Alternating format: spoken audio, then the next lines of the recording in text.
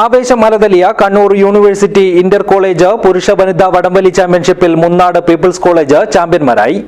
22 ടീമുകളാണ് വാശിയേറിയ മത്സരത്തിൽ പങ്കെടുത്തത്. This news sponsored by Emmanuel Silks, Kanhangad, Kannur and Thrissur.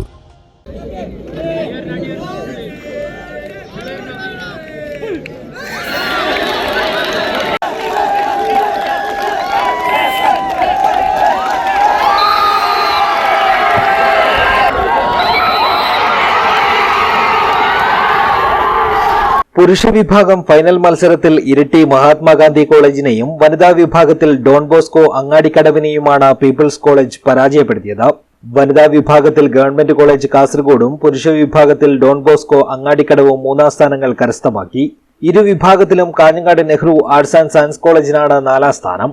22 ടീമുകൾ പങ്കെടുത്ത മത്സരം ദേശീയ കബഡി താരവും സ്വർണ്ണ മെഡൽ ജേതാവുമായ ജഗദീഷ് കുമ്പള ഉദ്ഘാടനം ചെയ്തു. കണ്ണൂർ സർവകലാശാല കായിക വിഭാഗം assistant director doctor K V. Anoop അധ്യക്ഷനായി.